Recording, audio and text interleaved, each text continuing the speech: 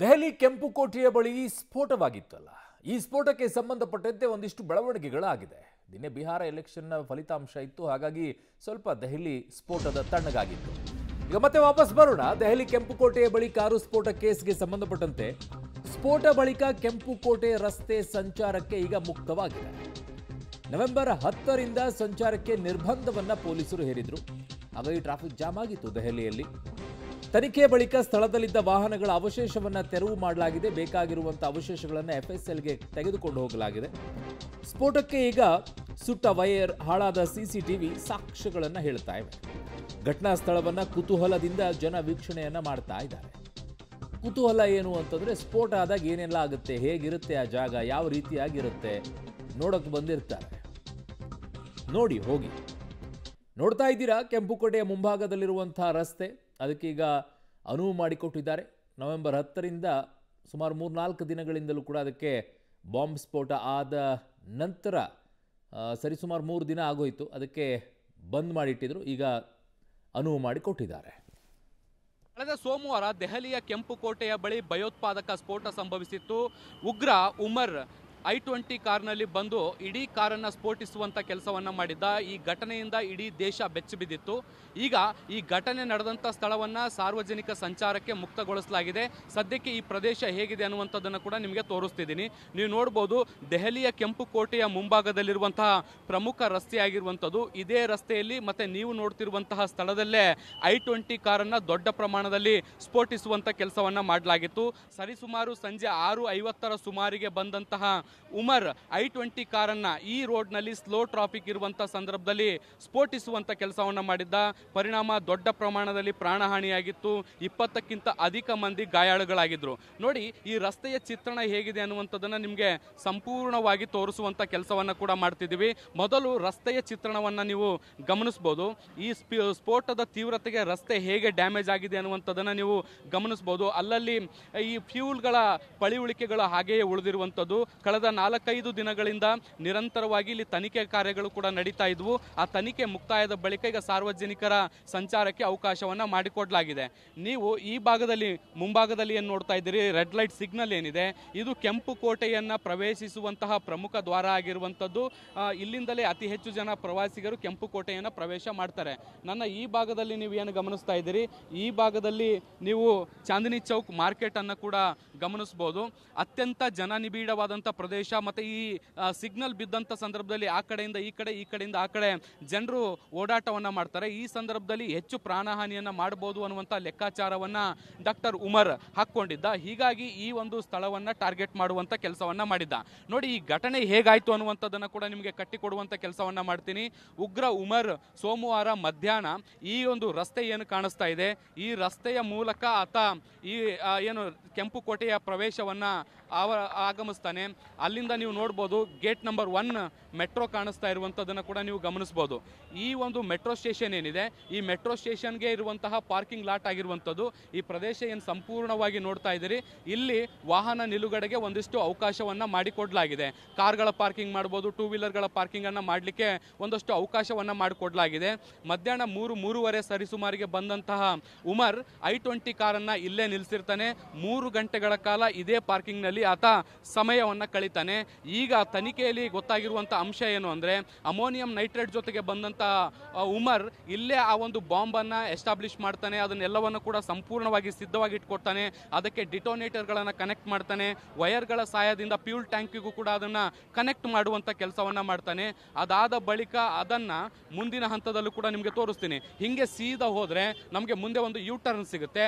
ಆ U turn ಮೂಲಕ ನೋಡಿ, ನಾವು ಈ ಒಂದು ಪಕ್ಕದ ರಸ್ತೆ ಏನಿದೆ, ಈ ರಸ್ತೆಯ ಮೂಲಕ ಆತ ವಾಪಸ್ ಬರ್ತಾನೆ. ಅಂದರೆ ಪಾರ್ಕಿಂಗ್ನಿಂದ ಹೊರಟು ಯೂ ಟರ್ನ್ ಅನ್ನು ಮಾಡಿಕೊಂಡು ಈ ರಸ್ತೆಯ ಮೂಲಕ ಆತ ವಾಪಸ್ ಬರ್ತಾನೆ.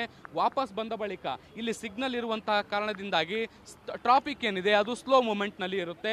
ಸ್ಲೋ ಮೂಮೆಂಟ್ನಲ್ಲಿ ಇದ್ದಂಥ ಸಂದರ್ಭದಲ್ಲಿ ಅಕ್ಕಪಕ್ಕದಲ್ಲಿ ಬಹಳ ದೊಡ್ಡ ಪ್ರಮಾಣದಲ್ಲಿ ವಾಹನಗಳ ಸಂಚಾರ ಇರುತ್ತೆ. ಏನು ಬ್ಯಾಟ್ರಿ ಆಟೋಗಳಿರ್ತವೆ, ಬೇರೆ ಆಟೋ ರಿಕ್ಷಾಗಳಿರ್ತವೆ, ಬೈಕ್ಗಳಿರ್ತವೆ, ಇತರೆ ಕಾರುಗಳು ಕೂಡ ಇರ್ತವೆ. ಸೊ ಈ ಕಾರುಗಳು ಇರುವಂತಹ ಸಂದರ್ಭದಲ್ಲೇ ನಟ್ಟ ನಡುವೆ ನಿಂತು ಚಲಿಸುತ್ತಿರುವ ಸಂದರ್ಭದಲ್ಲೇ ತನ್ನ I-20 ಕಾರನ್ನು ಸ್ಫೋಟಿಸುವಂತಹ ಕೆಲಸವನ್ನು ಮಾಡ್ತಾನೆ. ಪರಿಣಾಮ ದೊಡ್ಡ ಮಟ್ಟದ ಪ್ರಾಣಹಾನಿಯನ್ನು ನಮಗೆ ನೋಡಲಿಕ್ಕೆ ಸಿಗುತ್ತೆ. ಇಡೀ ದೆಹಲಿ ಬೆಸ್ತು ಬೀಳುತ್ತೆ. ನೋಡಿ, ಈ ರೋಡಿನ ಕೆಳಗಡೆಯೇ ಮೆಟ್ರೋ ಇರುವಂಥದ್ದು, ಮೆಟ್ರೋ ಕನೆಕ್ಷನ್ ಇರುವಂಥದ್ದು. ಸೊ ಮೆಟ್ರೋ ಕೂಡ ಸಂಚಾರ ಆಗ್ತಾ ಇರುತ್ತೆ. ಈ ಸ್ಫೋಟ ಆದಂಥ ಸಂದರ್ಭದಲ್ಲಿ ಕೆಳಗಡೆ ಮೆಟ್ರೋ ಸ್ಟೇಷನ್ನ ಕೆಳಗಡೆ ಕೂಡ ಭೂಕಂಪದ ಆದಂತಹ ಅನುಭವ ಕೂಡ ವ್ಯಕ್ತ ಆಗುತ್ತೆ. ನೋಡಿ, ಇಲ್ಲಿರುವಂಥ CCTV ಕ್ಯಾಮ್ರಾಗಳನ್ನು ಕೂಡ ಗಮನಿಸ್ಬೋದು. ತನಿಖಾ ಸಂದರ್ಭದಲ್ಲಿ ಕೆಲವೊಂದಿಷ್ಟು ಮಾಹಿತಿಗಳು ಈ CCTV ಕ್ಯಾಮ್ರಾಗಳಿಂದಲೂ ಕೂಡ ತೆಗೆದುಕೊಳ್ಳುವಂಥ ಕೆಲಸವನ್ನು ಮಾಡಲಾಗಿತ್ತು. ಕೆಲವೊಮ್ಮೆ ಸ್ಫೋಟದ ತೀವ್ರತೆಗೆ ವೈರ್ಗಳೆಲ್ಲವೂ ಕೂಡ ಸುಟ್ಟು ಹೋಗಿತ್ತು. ಮತ್ತು ಬೀದಿ ದೀಪಗಳೇನಿದ್ದಾವೆ ಅವುಗಳು ಕೂಡ ಒಡೆದು ಹೋಗಿರುವಂಥದ್ದನ್ನು ಕೂಡ ನಾವು ಗಮನಿಸಿದ್ವಿ. ಸೊ ದೊಡ್ಡ ಮಟ್ಟದ ಒಂದು ಏನಂತಾರೆ ದಾಳಿಯನ್ನು ಮಾಡುವಂತಹ ಪ್ರಯತ್ನವನ್ನು ಮಾಡಲಾಗಿತ್ತು. ಅದರ ಅವಶೇಷಗಳು ಕೂಡ ನಮಗೆ ಮುಂದಿನ ಹಂತದಲ್ಲೂ ಕೂಡ ನಾನು ನಿಮಗೆ ತೋರಿಸ್ತೀನಿ. ಸಂಪೂರ್ಣವಾಗಿ ಈಗ ಜನರು ಈ ಎಲ್ಲ ಪ್ರದೇಶವನ್ನು ಕುತೂಹಲದಿಂದ ನೋಡ್ತಾ ಇದ್ದಾರೆ. ಏನು ನಡೆದಿತ್ತು, ಏನಾಗಿತ್ತು, ಹೇಗಿತ್ತು ಆ ಚಿತ್ರಣ ಅನ್ನುವಂಥದ್ದನ್ನು ಸಂಪೂರ್ಣವಾಗಿ ನೋಡ್ಕೊಳ್ಳುವಂಥ ಕೆಲಸವನ್ನು ಕೂಡ ಮಾಡ್ತಾ ಇದ್ದಾರೆ.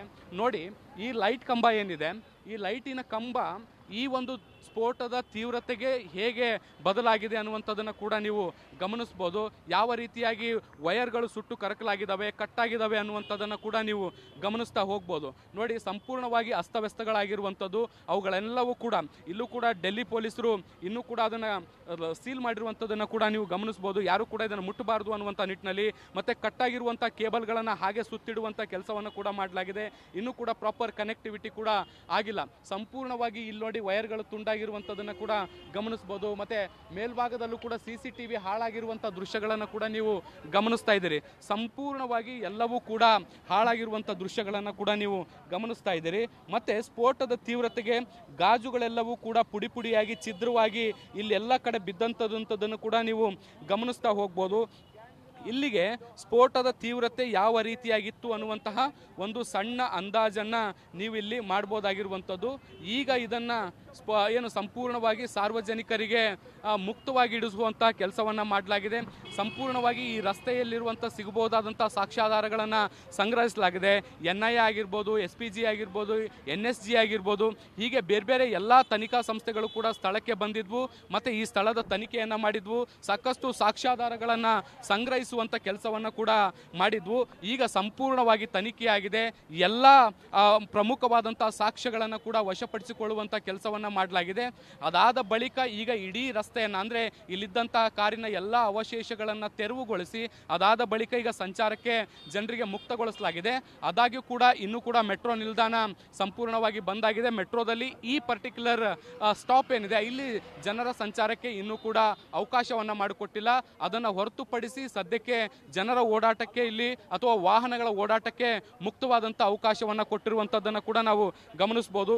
ಇಲ್ಲೂ ಕೂಡ ಕೆಲವೊಂದಿಷ್ಟು ವೈರಿನ ತುಣುಕುಗಳನ್ನು ಕೂಡ ನೀವು ಗಮನಿಸ್ತಾ ಹೋಗ್ಬೋದು. ಸಾಕಷ್ಟು ಅಸ್ತವ್ಯಸ್ತವಾದಂಥ ಪರಿಸ್ಥಿತಿ ಇಲ್ಲಿ ನಿರ್ಮಾಣ ಆಗಿತ್ತು. ಅದೆಲ್ಲವನ್ನು ಕೂಡ ತೆರವುಗೊಳಿಸುವಂಥ ಕೆಲಸ ಈಗ ಸದ್ಯಕ್ಕೆ ಆಗಿದೆ. ಸಂಪೂರ್ಣವಾಗಿ ಸಾರ್ವಜನಿಕರ ಓಡಾಟಕ್ಕೆ ಈ ರಸ್ತೆಯನ್ನು ಮುಕ್ತಗೊಳಿಸಲಾಗಿದೆ. ಕ್ಯಾಮ್ರಾ ಪರ್ಸನ್ ಸಂದೀಪ್ ಜೊತೆ ಶಬ್ಬೀರ್ ನಿಡುಗುಂದಿ, ಪಬ್ಲಿಕ್ ಟಿವಿ, ನವದೆಹಲಿ. ನಾವೇನೋ ಜಾಗದ ಪರಿಸ್ಥಿತಿಯನ್ನು ತೋರಿಸ್ತಾ ಇದ್ದೀವಿ, ಜನ ಬಂದು ಕುತೂಹಲದಿಂದ ನೋಡ್ತಾ ಇದ್ದಾರೆ. ಆದರೆ ಜನ ಹೋಗಬೇಕಾಗಿರೋದು ಇಲ್ಲೆಲ್ಲ, ಆಸ್ಪತ್ರೆಗೆ ಹೋಗಿ. ಈ ಬಾಂಬ್ ಸ್ಫೋಟದಲ್ಲಿ ಗಾಯಗೊಂಡಿದ್ದಾರಲ್ಲ ಅವರನ್ನು ಹೋಗಿ ವಿಚಾರಿಸಿ. ನಿಮ್ಮ ಕೈಲಾದಷ್ಟು ಒಂದು ಹಣ್ಣು ಕೊಟ್ಟು ಬನ್ನಿ. ಅವ್ರು ಅಂದ್ಕೊಳ್ತಾರೆ ನನ್ನ ದೇಶದಲ್ಲಿರುವಂಥ ನನ್ನ ಜನ ನನ್ನ ಜೊತೆಗಿದ್ದಾರೆ ಅನ್ನುವಂಥ ಆತ್ಮವಿಶ್ವಾಸ ಬೆಳೆಯುತ್ತೆ. ಬೇಗ ಗಾಯ ಮಾಯವಾಗುತ್ತೆ. ಅಲ್ಲಿ ಹೋಗಿ, ಇಲ್ಲಿ ಜಾಗ ನೋಡೋಕ್ಕಲ್ಲ.